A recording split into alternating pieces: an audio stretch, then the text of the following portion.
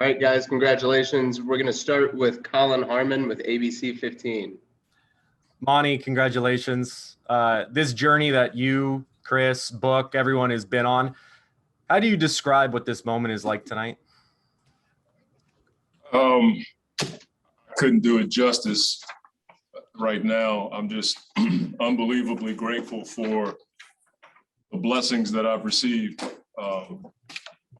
as a coach, working with people like Randy, getting to coach the players, moments like this, just out there on the floor talking to a few of the guys. They were like trying to figure out the feelings we were all having. And I remember, being in those moments when I was, in San Antonio. It's hard to describe. You're just grateful for it. And we know we have more work to do, but it's hard to describe it in the moment. You're just grateful for being in these moments with people you're with every single day, and thankful for your family, thankful for, again, the people you work with, thankful for the fans that travel, and to be able to win a game like that is huge for the organization, the city, all of that stuff. So that's what I have in my heart right now. It's just a lot of gratitude, and I'm just so thankful God has given me the job I have, and I get to work with the people I work with. Next is Dwayne Rankin with the Arizona Republic, followed by Kellen Olson. Congratulations, Coach. Congratulations, Coach. Thank you. Chris Paul, that late third, early fourth, where it was just a takeover. Just speak to how you were watching him. It was a matter of just, you talked about taking the paintbrush out of his hand and and we certainly let him have it. Well, I've told you guys from the jump, I wanted to stay out of his way. And there was questions about his production before tonight. And in my heart, I felt like it was a matter of time. I didn't know it was going to be like that, but that's who Chris is, and he was tired, and he was still making those kinds of plays, getting to the basket, the threes, orchestrating everything. And, I'm grateful that I get to coach him again. When I first had him in 2010, and he went on actually to come here, in your wildest dreams, you couldn't have, put it together in this way. And so to watch him out there tonight, I was so grateful to be on his side. And then I really enjoyed watching him and his emotions after the game. I was like, I must be getting old now because I'm enjoying watching other people. You know what I mean? It used to be about me. Now I'm looking at everybody else have a good time. I'm like, man, I'm getting old. Well, I saw at one point you had your arms around him over his, what was that moment like you connected with him finally? I mean, it's just authentic. That's what I felt like doing. I'm not into cool, I just felt like hugging him. And I think his parents were right behind us. And, he was emotional. I felt for him. And, I had my emotional time before the game.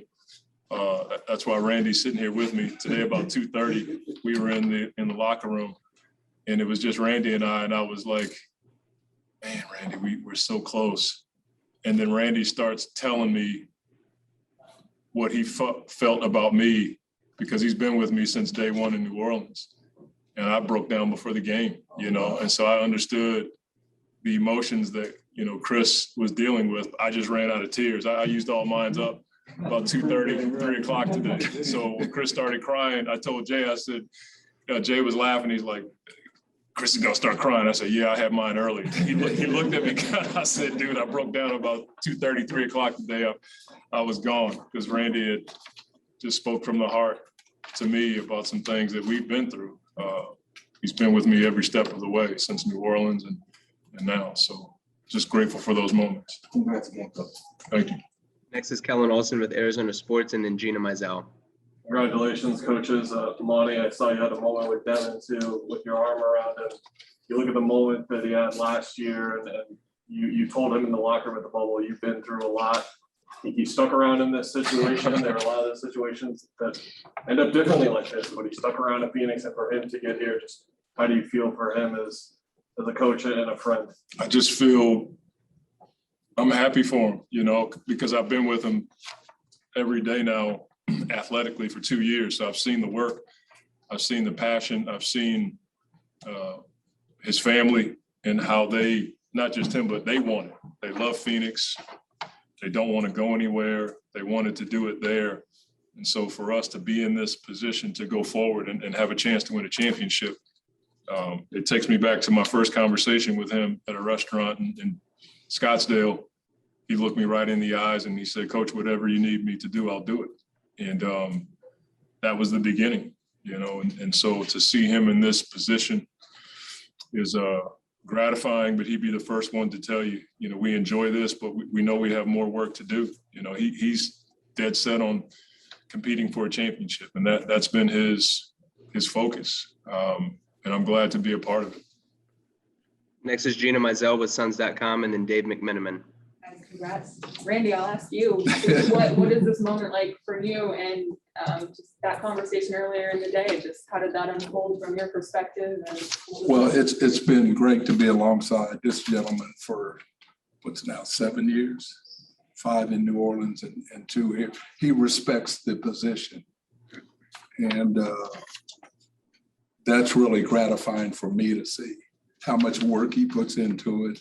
I told him today, like, we'll have a situation that we want to talk about at the end of the day before we all go home. I know the next day he's put in the time to come up with a solution for that situation.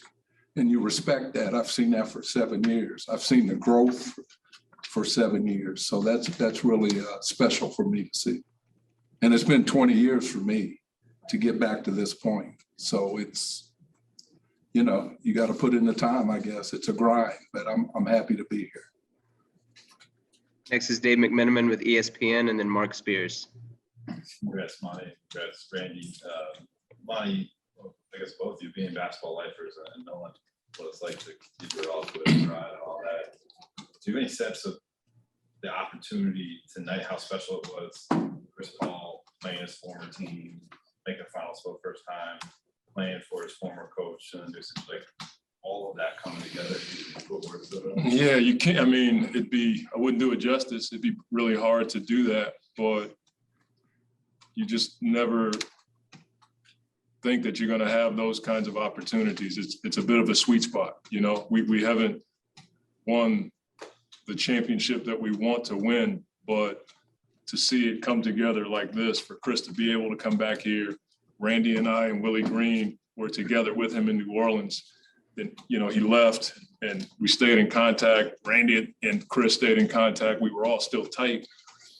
And for us to get back together again and do this, like, how do you put that into words? You know, you're just like watching it from afar. You know what I'm saying? Even though you're in it, you're just kind of watching it like, wow, this is pretty cool.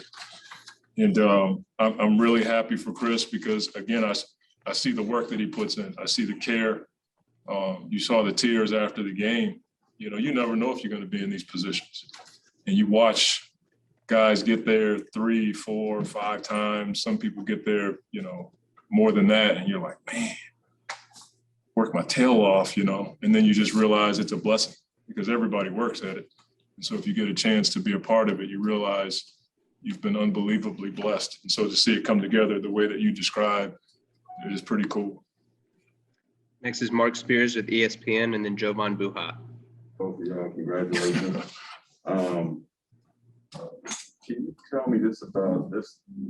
So much happened today that we forget that Chris was out, that he had the COVID issue. Yeah. I mean, can you talk about that to where you are now? And then also, he was balling today too. Yeah. I mean, like, this is like a game. I don't know when's the last time he's played like this, but talk about like just how this whole series started, and also what you saw tonight from him. I mean, for him to put up 41 and 8 and control the game that he did, like, this is the second time we've closed the team out, and he's, you know, I think he had 37 in the closeout game against Denver. It's just who he is. But when we started the series, even before the first series started, I got the call, you know, Chris might be out. And you just, your heart sinks for a second because you're like, man, like, not right now. You know what I mean? But after talking to him and talking to the team and you know, watching Jay and Book and those guys grow in their leadership roles and hold it down until Chris could get back. It's just been a emotional ride for us just in this series alone, but we've dealt with it the whole playoffs. I mean, the Lakers series, he gets a stinger or whatever that was in the shoulder. He's playing with half of his body, basically. You know, he's playing with one arm.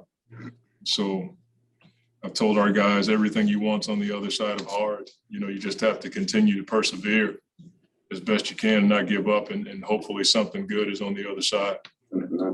This is my last question, but what can the world learn from this series? Will, you know, you never quit.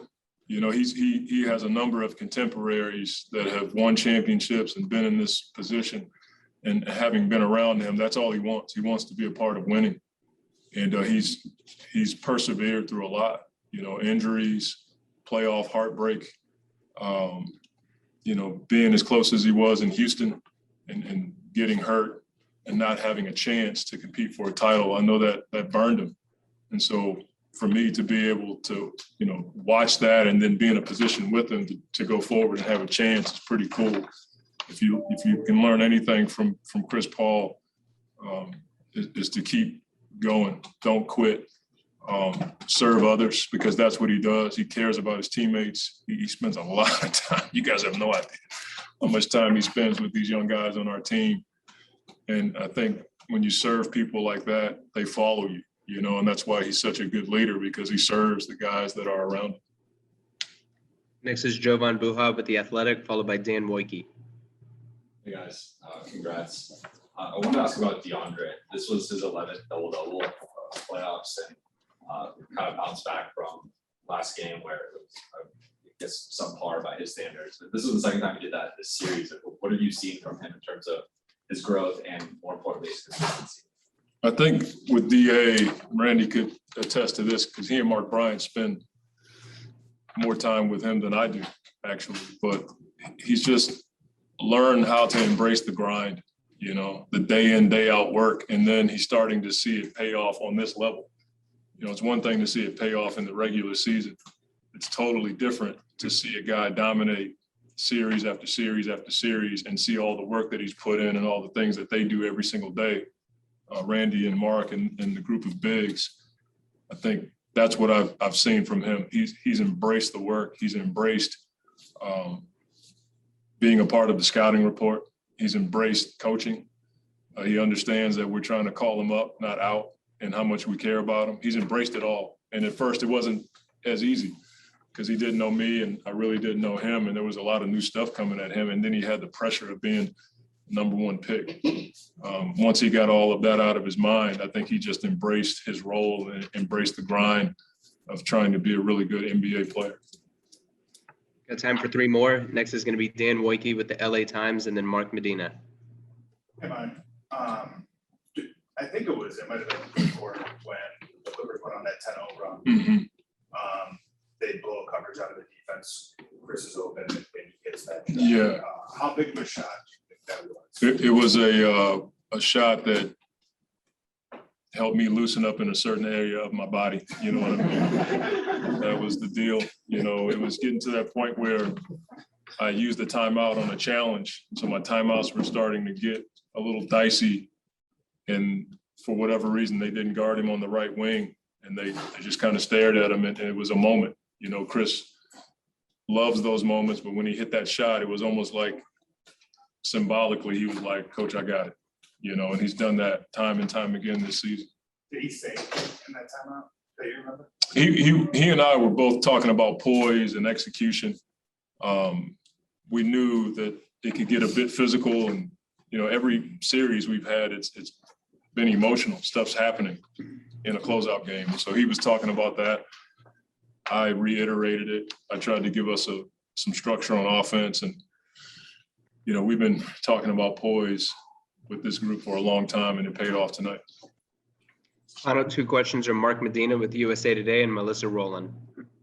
Monty and Randy, congratulations to everyone. What was your takeaway of this series with how Devin encountered and playing through the physical nature of the series and adjusting with the mask and playing this game? Yeah, I mean, for as young as Book is, he's done an awful lot, you know, in his career. And I think people forget, like, even though he wasn't winning as much, he was in a lot of situations and he was the target every night. And so I don't think this was new for him. It was just on a different stage. And I thought the world saw his fearlessness on the big stage. When we needed a bucket, he was the guy defensively. He was, giving up his body. He got hit in his nose. That thing is broken in like 3 places, and he got cracked in that thing a couple times tonight. But he and Chris, that partnership, when you need a bucket and you're able to give it to guys like that, it's pretty cool. But, Book has seen a lot.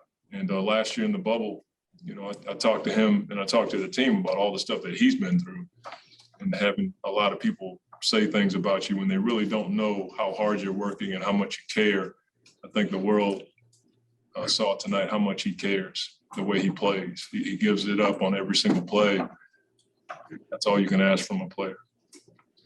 Final question is Melissa Rowland with Fox Sports. Hey, Monty. At the beginning of the season, I think it's safe to say most people didn't predict that you guys would be here headed to the NBA Finals. Did you? I'm going to hold on to that because there's been some really cool stuff that's happened on our team, but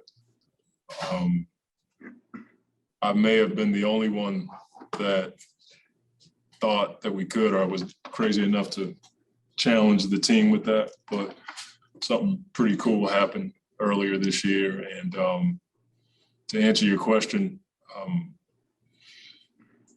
I didn't know we would be here, but that's what we were working for, behind the scenes. I'm not one to make predictions or anything like that, but when you have Chris and Book, and then you add Jay and the leadership and the growth of our team and everything that Robert's given us, you thought if things go our way, you could have a shot at competing.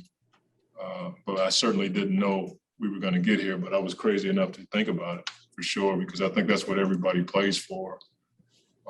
And you only get, if you're blessed, you get one shot, sometimes. I've been in an organization in San Antonio where they got a number of shots, and, I couldn't paint it this way, but I certainly thought about it. All right, Jay, thanks for joining us. Well, Thanks, First up is going to be Jose Romero with the Arizona Republic. Hey, Jay, congratulations, man. Thank you.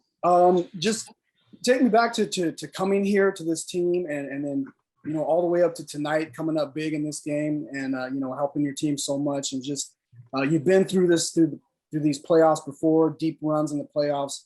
How much more special, I guess, is this one? It's amazing. But I knew our potential. I knew we can get to the level of basketball we could play when I first got here. I just knew it was a special group. I knew we had a chance to do something special. And we just stayed the course throughout the whole season, throughout the whole postseason. We've been just staying the course and believing in one another and trying to perform to the best of our abilities together. But it feels great. Obviously, I was here last year, and I'm already, my mind is already thinking about 4 more, but I'm going to embrace this and just take it all in tonight. I know it's hard to get back to the finals to be the last 2 teams standing, but I'm going to embrace this. And then tomorrow I'll switch my mindset to 4 more. So it feels great. Thank you. Next is Kellen Olson with Arizona Sports, followed by Dwayne Rankin. Hey, Jay, Monty was just saying, when you're watching these moments from afar for guys, if you're in the league and you've never had one, you never know when you're going to get there. With the way last year ended for you, did you have that kind of moment, and just how does it feel now to be back in this position to potentially win the championship? I'm chasing it. I was chasing it. That's all I can really tell you. That's my motivation. That's what I've been preaching to the guys. Yeah, we're a good regular season team, but we're preparing for something bigger, and that's the postseason. I knew that was my message pretty much the whole season when things got tough in our regular season. But for myself, yeah, I'm chasing that. I'm chasing that feeling again. I'm chasing that moment. I was 2 games away from hoisting a trophy, so it definitely hurt, but it definitely gave me some motivation. I'm glad to be back here playing for it all again. Next is Dwayne Rankin with the Arizona Republic, and then Gina Mizell.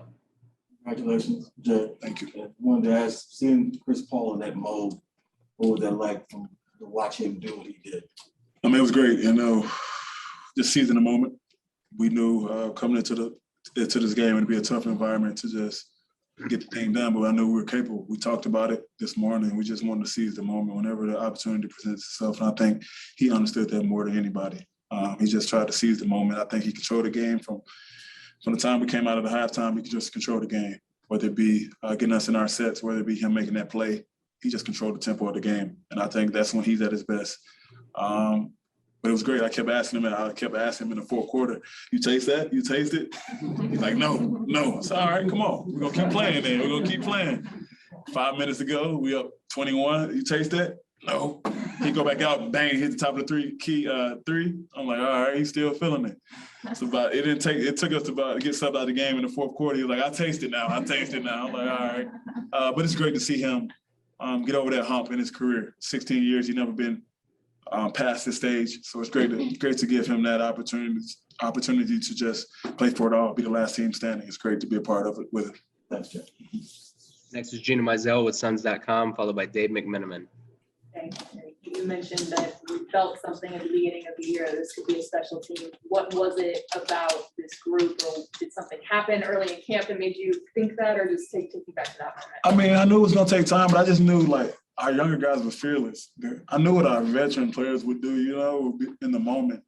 But I felt like my whole mindset when I first signed to this team, I was just like, now I gotta be a leader and bring the young guys ahead of the game a little bit, bring them around, let them get used to some tough basketball, put them in situations, talk to them. I just felt like our young guys was fearless. They always watch film, they always work, and you can work from that. You can build from that as a team. As our young guys put in these tough situations, we will allow ourselves growth just by just learning and being able to just embrace anything that's getting thrown at you. Coach threw a lot of stuff at our young players, and they just embraced it early in the year.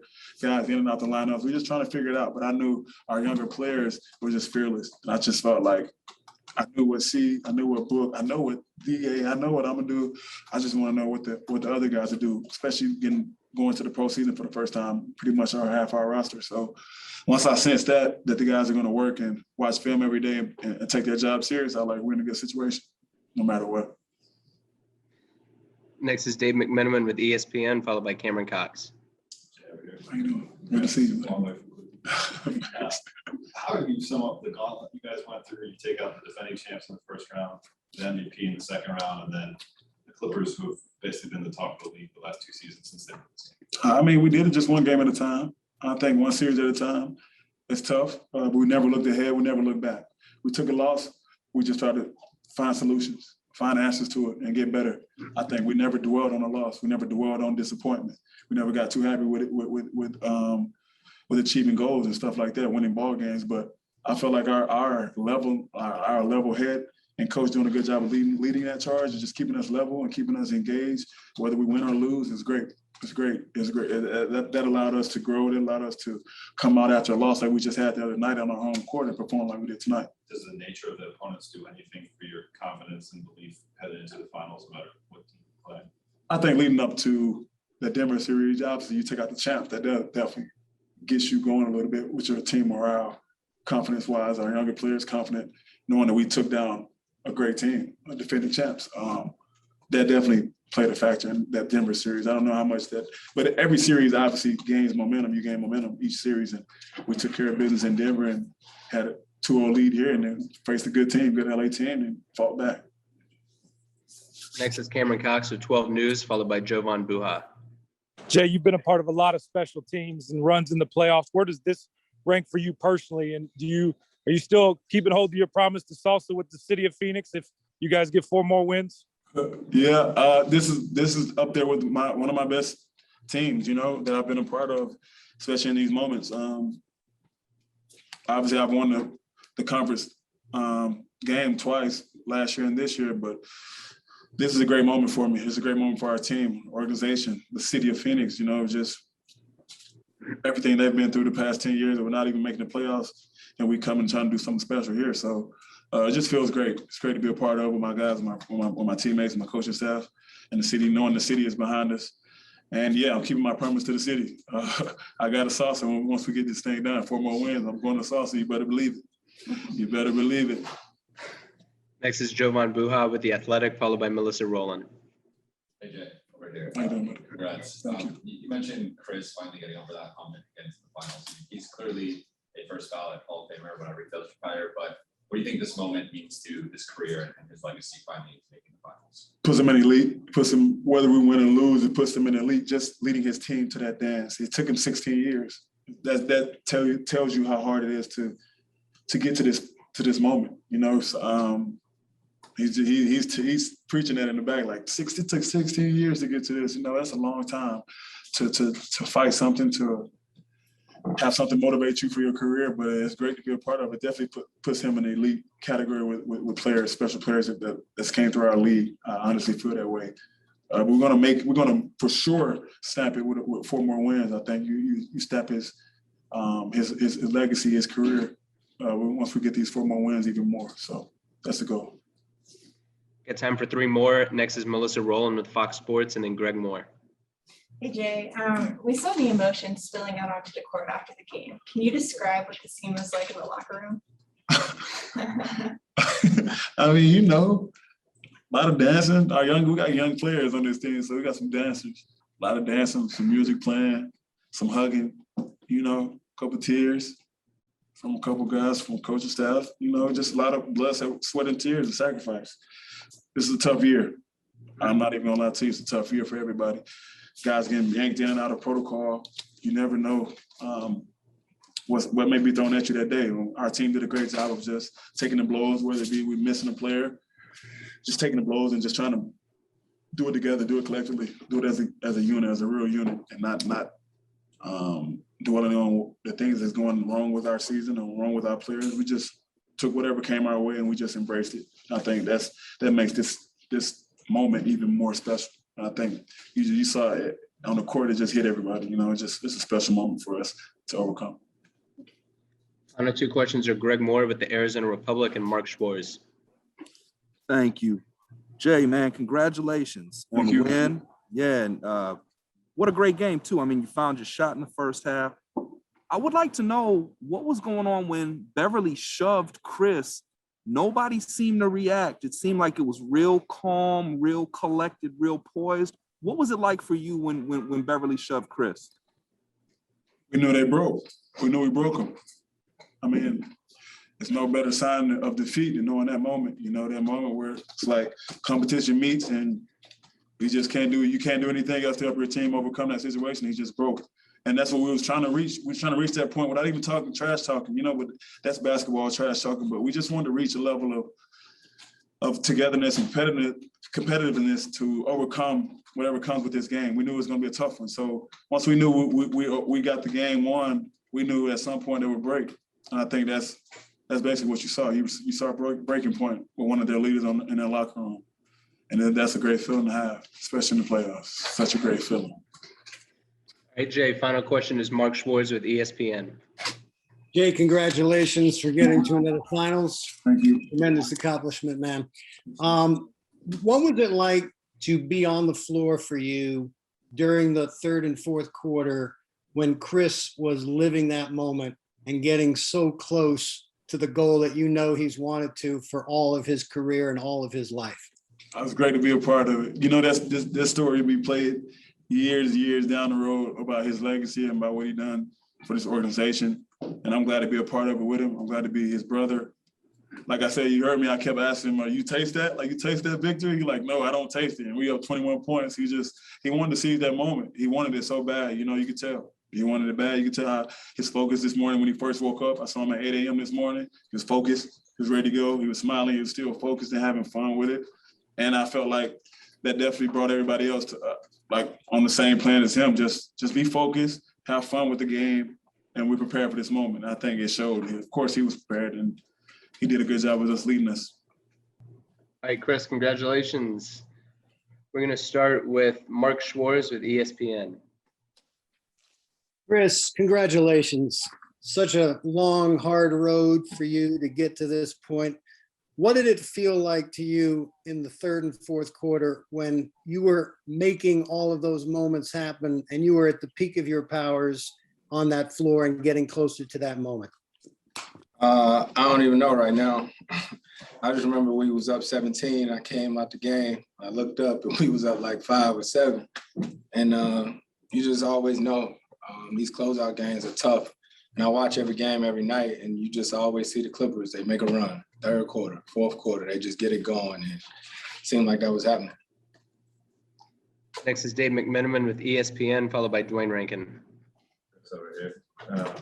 Wear a t-shirt to raise the Western Conference trophy. Do it here. I mean, I know you spoke to Rachel about it. But was that a culmination of things that you thought about in idle moments for years and years?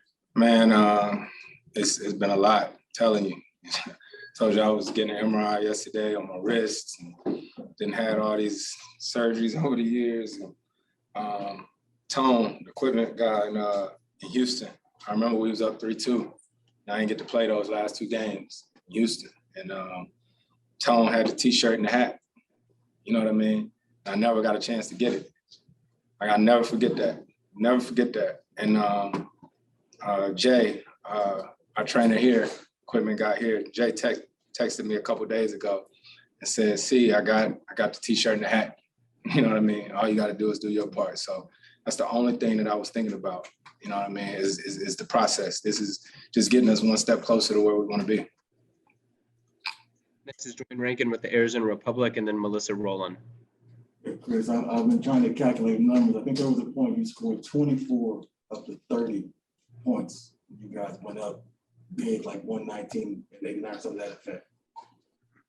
What's it like? What was it like tonight, being in that mode where just Jay was saying that, you know, kept telling you, are you tasting victory? And you were like, no, and you stand in that locked in. What was that like for you tonight? Yeah, man. They had a lot of experiences. You know what I mean? A lot of ups and downs. We was up. It's like 5 minutes left. Jay said, "See, can you taste? Can you feel it?" Whoa! He was saying something, and I was like, "No." I was like, "No, I'm gonna stay locked in." And it just felt good, you know. I mean, like Book plays with an edge, and I'm the same way, you know. And over the years, you know, people talk junk to me, and a lot of times I usually say something back, but I done changed a little, a little. And I just kept thinking, you know what I mean? If we do what we're supposed to do, I get the last laugh.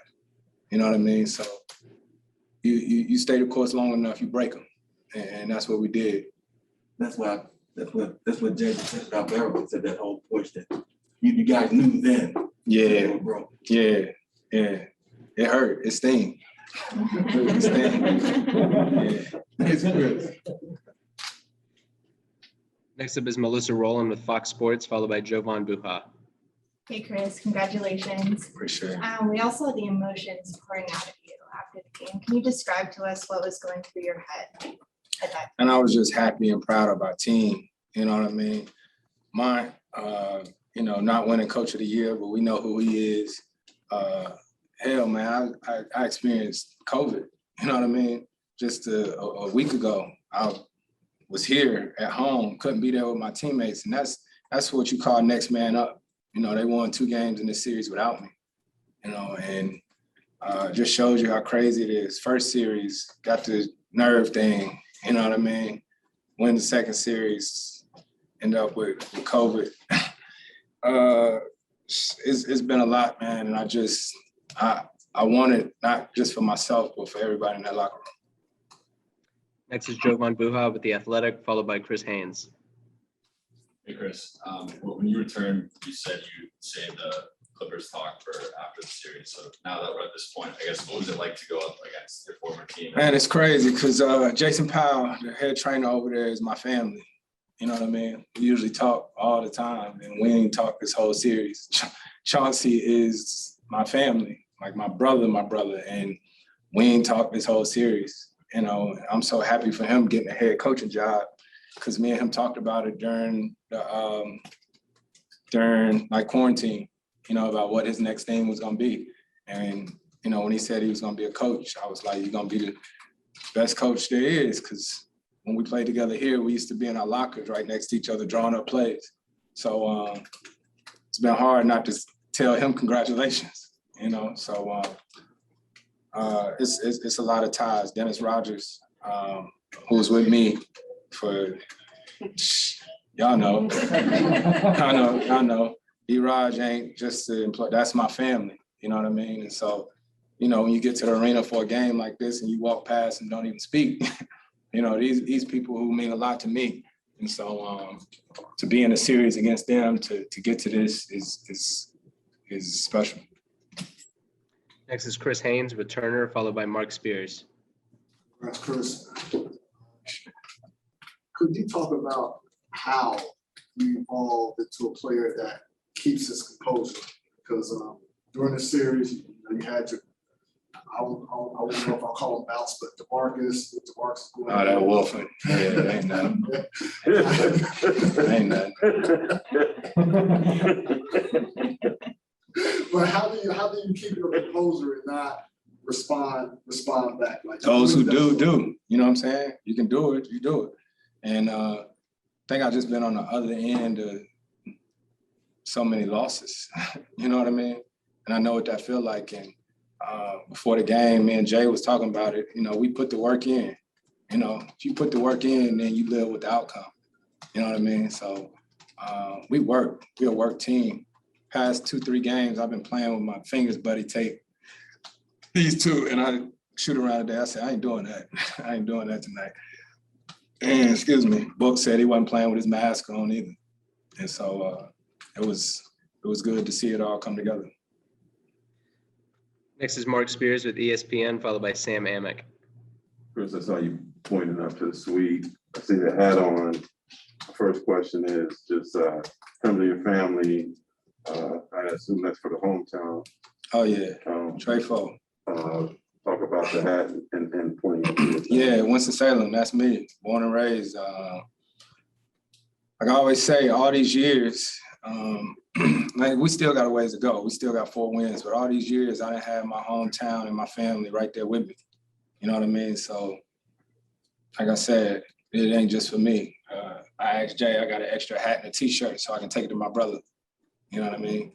My brother, my whole career, he didn't miss one playoff game I'd have never played in, home or away. So anytime we win something like that, it's for my brother always. I saw your dad once cry talking about y'all relationship. Yeah, I mean, everybody got relationships. My pops is, that's my dad. Fortunately. I'm talking about the relationship between you and your brother. Oh, yeah. Yeah, because it's just us. It's just us. I ain't got no sisters or nothing like that. It's just me and my brother. And my brother been with me since day one. Like literally. And everybody know my brother. You know what I mean? The referees know my brother. Everybody know my brother because he's there. You know? Like some people be there, but my brother is there. He always there. He tell me what I don't want to hear, and he just, I mean, I love him to death. And you know, can you reveal that you did bark plays to him when you were out? I did, and that wasn't true. What, did I texted my brother? Yeah. No. My brother know the game on his own. He was telling Jay his own stuff. You talking about when I had COVID? Yeah. Yeah, I was texting the guys that work in the back. My brother saying his own stuff. He know the game. My brother. Hey, come on up, brother. Let you post up. You get it lifted. It's next to him. There you go. All right, Chris, next up is going to be Sam Amick with The Athletic, followed by Dan Woike. Yep. CP, congrats, man. Appreciate it, Sam. You talked earlier this year about a conversation with Willie, where he asked you about what you did. Said you didn't know what you might have learned, but at that point, we didn't know the word. Just get here. Get out there tonight, and you've got Clippers fans waiting around, you know, chanting your name, and the way that it's a little bit of a Hollywood script, the way this thing went. You gotta know, like I told you, Billy Crystal and his wife, Hernandez family, Iger, you know what I mean? Like I played 6 years here, you know, and a lot of these fans became my family. So Willie, he talks to me about AI all the time, who AI is obviously a hero of mine and texts me after every game. AI texts me after every game. And so Willie just said, you know, if I could do it all over again without left. And I said, yeah, because I learned a lot of stuff along the way, you know, and this is like a story book for this part, you know, getting somewhere that I've never been before, going against a team that I always be connected to. Got time for 3 more. Next is Dan Wojcicki with the LA Times, and then Mark Medina. Hey, Chris, I know you want to win more than anything that drives you as a basketball player. But as some of this stuff has happened over the years, the thumb in the jersey, Portland.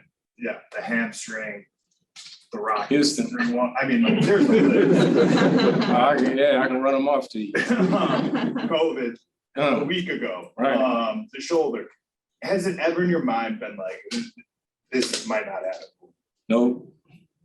Nope, I ain't built like that. You know what I mean? It's just get to work. Get to work. What was it, game 3? I found out I partially tore some ligaments in my hand. I was like, all right, here we go. You know, but you just, I got an unbelievable team around me. A lady named Ann, you probably seen her. I hugged her when I walked off the court. She's been at every road game, home game, working on me, just trying to get me right for every game. So I'm appreciative to my team around me, my chef, all this. It's a game. It's a real live game that puts it all together. Does it hit you differently, having gone through all that stuff? Yeah, just because it's a lot. It's a lot. Even I'm a big thanks to Sam Presti for even allowing, you know, all this to happen. And I think back to my first conversations with Book, you know what I mean, with James Jones, all the stuff that had to happen in order for us to get here, right? It's just part of the process. Final 2 questions are Mark Medina with USA Today and Rachel Nichols. Chris, congratulations. Appreciate it, Mark. Monty was saying that, you know, from when he was first coaching the Lions, that he knows that he made some adjustments that just the leadership style, how to pick your spots and when to get on guys, when to be nurturing. How do you look at how you approach that?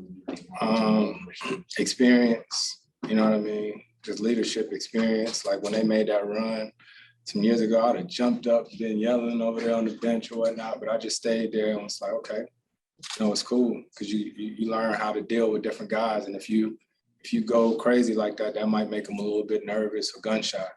But, you know, I'm grateful for all the experiences, good or bad, and just going to keep enjoying the process. Final question is Rachel Nichols with ESPN. I did want to ask about what you reviewed, that workout you did that first night, the day you were traded, and thinking back on that. And then Monty Williams has said that he tried to kind of tell you guys how to play with each other, and that pretty quickly he was like, I just need to get out of the way. What do you remember about both of those nights or both of those experiences? I got the trade happened, say it was on a Monday. That Tuesday morning I flew in and we had a jam, and Johnny, my trainer, worked us out. And cause then I had to leave and go shoot State Farm commercial. Like it was all in one day. And I don't know, it's been cool, man, because you think about it, like that first or second week of the season, Coach met with us and said we had the worst starting 5 in the league. Remember that? Yeah. We had the worst starting 5 in the league, plus and minus. And me and Book, you know, we talked about it, and throughout the season, we figured it out. Okay. First to be Dwayne Rankin with the Arizona Republic. Devin, congratulations. Appreciate that, Dwayne. To the final. Thank you. The quote, Greg, you started at the bottom, and now you're here. Straight up. The team is here. I saw you near the end when you was coming out, you just had a look like, wow, I cannot, like that of excitement and all of that. What was you feeling during that moment? Just a long time coming. You know, that's what I said to Jay Gaspar, equipment manager. He's the only one in the organization that's been here longer than me. You know, he's going on year 30, so he was here, and Julie. So Julie's been here also. But it's been a long time coming. We've seen the bottom of the bottom for multiple years, and just keeping my head down. You know, waiting on this moment right here. And Monty coming in, building the culture. You know, him leaving us with the preparation meets opportunity, and you know that was these moments right here, and we took it and we ran with it. But we still have work to do. I mean, this is nice and all, but you know we're going for Larry for sure. Lastly, when you took that shot to the nose, was that excruciating with the pain there? Maybe it wasn't, I mean, but I gotta assume it was. Yeah, I mean, it hurt a bit. It's still a little tender right now. But, you know, well worth it. I'll take that over and over again, you know, for this feeling right here. So playing without the mask, decided to ditch it. And, you know, I knew opportunities like this don't come around, and, you know, I didn't want to take it lightly. So just wanted to be locked in. Thanks, Dave. Next is Dave McMiniman with ESPN, and then Kellen Olson. Devin, when the Clippers went on that 10-0 run in the third, crowd's going crazy, you know, leads down to 7, and then Chris responds. What was that like as a team to experience that? I mean, we had a timeout. We came to the huddle, said, don't lose our head. I think we were up 17. They cut it to 7. So we had a game again. But, you know, people always been saying it. You hear it since you're a kid, it's a game of runs. And, you know, how you respond to those runs is, you know, can determine the success of a team. So, you know, right there, you kind of have a decision to make. Which way do you want to go? In this group right here, I feel like we're tested. We've been in those situations, especially Chris and Jae. You know, so we locked back in as a team, and we got it going. Chris hit a 3, put us up 10 again. And, you know, the rest was history. Next is Kellen Olson with Arizona Sports, and then Mark Spears. Well, congratulations. Thank you. The stat that went up after the game was that 5 previous years for you guys, it's the lowest winning percentage across all 5 professional sports when the team makes the finals or makes the championship the next year. You think about all the Suns fans that stuck with you and stuck with this team through all that. Just how does it feel to do this for them? Yeah, I mean, that's a real love. That's a relationship that, you know, it's hard to explain with words. You know, I tell people all the time, Phoenix is my 3rd home. And they've embraced me that way since day one, you know, and I've put my head down, I've worked, you know, and I've been through a lot of bullshit, honestly. But, you know, just being who I am and, you know, seeing the bigger picture, having a tunnel vision on, you know, what this can be. You know, I've seen the parade when they didn't even win the finals. They just made the finals. 300,000 people out there right in front of the arena. So, you know, the love has been there since I've been there, even when we were at the bottom. Even when we were at the bottom, it still showed up the games. Love around the city has always been there. You know, so, you know, Phoenix is my city. Next is Mark Spears with ESPN, followed by Gina Mizell. Well, congrats. Thank you, Mark. There was a lot of family shout outs so far. I don't know if you talked to your dad already or Talked to him, talked to my mom already, Yeah. my sister. Yeah, man, we've been through a lot, you know, since day one, you know, before the NBA, before that, you know, they've stuck behind me all the way. And, you know, having their acceptance of me and understanding what I'm going through keeps me driven every day, you know, putting smiles on their faces, being able to, you know, provide for my family, take care of my family. You know, there's no feeling like that. So, you know, that keeps me on this everyday pursuit to be legendary for real. And I'm gonna ask you about what kind of workouts did your dad put you through in the off season, and how did he help prepare you to get to this moment? We've done pretty much every workout you could think of, you know, from when I first moved with him in Mississippi, when I moved down to Moss Point, Mississippi. And, you know, I always had a love for the game of basketball. I was always a student of the game, but, you know, I wasn't aware of the work that goes into it. So I was always good, but, you know, he made me take it the extra mile. He pushed me. You know, I had never been pushed before. You know, I never had the truth told to me, you know, at all times. You know, somebody that, you know, is telling the truth out the goodness of the heart to see you succeed. You know, you can feel that. So, you know, it just makes you want to be better every day. But workout-wise, I've done it all. Next is Gina Mizell with Suns.com, and then Mark Medina. Over here. Congrats, first of Thank all. you, Jen. To sort of build off of Rachel's question about you and Chris. We've heard about, of course, Tim being at your pre-draft workout. We've heard a lot about what you guys have done together this season. But what about the in-between moments when you guys were just going up against each other? Or what did you, how much did you guys talk? How much did you guys know each other as far as getting to a point where Chris is out there saying that the biggest reason I wanted to come here was because of you?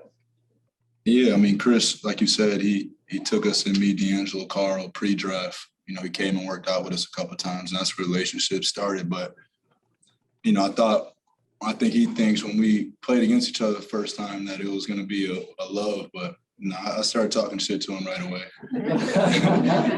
and what he says about, you know, we almost get to fight, and that's because multiple times we've had our disagreements on the court multiple times, and you know, it's just those type of competitors, you know, the players that you're like, I don't like playing against that guy, but I love him on my team. And Jae Crowder is also one of them. So I've got into it with him, too. So, but, you know, those are the ones that you want to go to war with.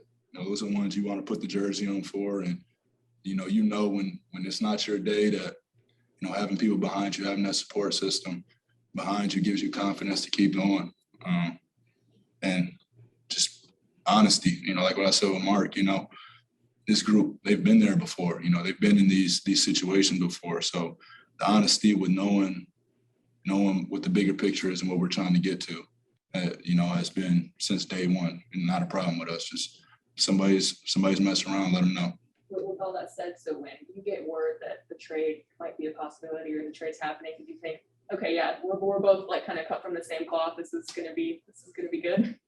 Yeah, we had some conversations before, and you know, I knew, you know, if that went down, that he was coming to Phoenix, that, you know, we were gonna be able to make some noise. Next is Mark Medina with USA Today, and then Jovan Buha. Congratulations. Thank you. Yeah, to build off of what you're talking about, Chris, Monty was saying that you and him have gotten really close throughout the season. How did you see that evolve, and what are kind of some of the main moments that stick with you and for experiences? Well, there's zero ego involved. You know, I think that's the most important part. You know, we both want to see each other succeed. We both want the team to succeed. We all want the team to succeed. You know, so when you're all on the same page that way, you know, the relationships tend to happen. We spend a lot of time together. We watch a lot of games together. We live right down the street from each other. So, you know, we're neighbors. You know, so it just happens with time and going through experiences with each other, and, you know, just spending real quality time, having real conversations, not just about basketball, about life. And that's how you develop the relationship that, you know, that we've built and are still continuing to build. This is our first year playing together. So, you know, I appreciate him a lot. You know, I've been a sponge to him since the day he got here. Before that, but, you know, our relationship definitely took off since he's been here. Final two questions are Jovan Buha with The Athletic, and then Melissa Rowland. Chris is obviously a future first ballot Hall of Famer, but what do you think finally getting over the hump and making his first finals in 16 years means to his career and his legacy? Chris Paul is stamped regardless. You know, anything else from here is extra. It's extra just to solidify. And you know, I know he wants it bad. I know he's happy about this for his first time, but, you know, I know what he's on the pursuit of. And, you know, we have that same understanding. We don't talk about it much, but we know what we're trying to get to. But as far as he needs a ring to be considered he's one of the best point guards ever played the game. And that's a fact. And everybody knows that, arguably the best. So, you know, he's put the work in for many years. 16 years. I'm 24. What is that, 8 years old since he's been in? So all I know is Chris Paul. Growing up, I remember I told him I used to go to New Orleans games when I lived in Mississippi, and just seeing him play there. So, you know, it's been a long time coming. I wore the man's shoes in high school throughout my whole high school career. So CP3 is stamped in this game forever. Final question is Melissa Rowland with Fox Sports. Hey, Devin, you talked a lot about how much Chris Paul has meant to your career and your guys' relationship. How did it feel for you to be one of the main reasons that he finally was able to get over the hump? Yeah, I mean, I haven't really thought about that yet. And, you know, I think we're not over the hump yet. You know what I'm saying? We have bigger plans ahead. But, you know, it's crazy. Like I said, just watching the games, I've been 8 years old since he's been in the NBA, and just being a straight fan to start. You know, me and my friends would be talking about it, like when Chris would leave the house or something. And I'll say, that's CP3, you know, every time he leaves. That's CP3. That's CP3. So it's it's kind of strange that, you know, just growing up, like literally being a fanboy of him and now being right next to him in the backcourt. It's just crazy how life comes full circle. But, you know, I'm blessed. I'm blessed to be in this position. Wait, you're good. Okay. Mr. Ayton. Yeah. Congratulations, first off. Saw you dancing on your way off the court. What was the feeling like for you to have this happen when you went from 19 wins your rookie year to now get ready to compete for a world championship? It's actually crazy. The dancing was just finally made it through the series because that was a tough series. I'm not gonna lie, that was a tough series, and you know, it's only my third year, and you know, just seeing the reaction of C made me appreciate it even more. You know, I know people say, you know, live in the moment, but that moment was too long, man. That almost felt unreal. I was like, is this too good to be true? I was like, I'm in this for too long now.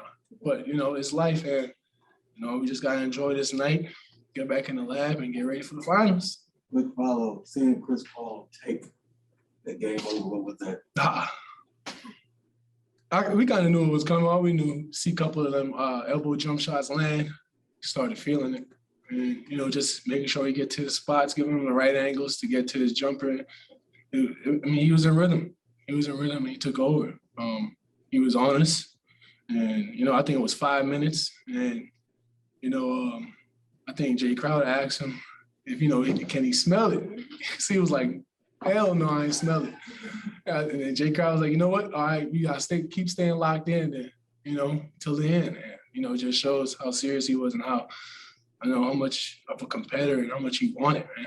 You know what I'm saying? He way older than us, and he's been in the game for so long and still has this passion. You know what I mean? Like DeAndre. Next is Kellen Olson with Arizona Sports, followed by Mark Spears. Hey, DeAndre, congratulations. Jay said when he got here, he could tell that the young guys early on were fearless. And his mindset as a veteran was to get you guys ready for this type of basketball. Just how much did this season, the way it went, help you get ready to make this kind of run? Yeah, Jae Crowder's tough. You know, I mean, he's one of the guys who was big on, you know, just sacrifices. You know, you don't have to be the guy to score, you know, to feel like you did something for a win. You know, he's that type of dude. And, you know, it's contagious because all our guys are like that. You know, we just want to win, man. You don't care who dropped 30, to be honest. You know, we just want to win and win the right way. And, you know, coach and the coaching staff really instill something like a certain culture where, you know, we compete, we share the ball, play defense, man. That's what we do, and we show gratitude on and off. Got time for 3 more. Next is Mark Spears with ESPN, followed by Dave McMenamin. Right. I appreciate you. Talk about giving your hat to your mother. Yeah. And then also just the support your family has given you through all your ups and downs and now your current up. Man, yeah, I can't even really explain family love, to be honest. You know, it's something you embrace and just hold on and hug it. You know it's real love when you're smiling and, you know, you're just doing it for them. Walking up to my mom and sharing that experience with her, it's bigger than Pac-12 tournament in Vegas. It's way bigger than that. You know what I'm saying? And I fluked the March Madness one in Buffalo, against Buffalo. So it was like, this is a whole new ball game, and this is the level I dreamt of, I seen on TV, and you know what I'm saying? I was craving for it. And, you know, just to share that moment with her and her seeing all the lights and finally embracing positivity was, you know what I'm saying, it was a little breath of fresh air. But when you ain't done, you know what I'm saying? I told her, your stress level's gonna go up even higher now. You know what I'm saying? You think it's up there, but it's gonna go even further. But yep. Final 2 questions are Dave McMenamin with ESPN and Mark Medina. Yeah, this is the only team you played for in the NBA, so it's the only experience you can kind of reference. But what's it like being a Phoenix Sun with this group? Being a Phoenix Sun, I would say it's amazing, man. Cause you know the type of fan and city you got behind you in a way. First of all, the organization and your teammates is lit. They all show the same love. They all feel like family. But when the city got you, yeah, I've been feeling that all year. You know, when the city got you, that's when you're really locked in. And, you're playing more than just for your family and the organization, your teammates. You're playing for the fans. You're putting on a show for them. You know what I'm saying? Give them something to talk about and have a little step when they walk. You know what I mean? And just being a Phoenix Sun, I've been here since I was 16, and I seen everything. I seen how the organization was. I seen it all. I seen Book when he first got to Phoenix. I was in 11th grade. And just being here for high school, college, and now the NBA and making some noise and bringing some type of light to Phoenix, it means a lot. It means a lot, and I'm glad to be a Phoenix Sun. You know what I'm saying? Because this is the type of moments right here, like Book say, being legendary, this is right here. It's just one step.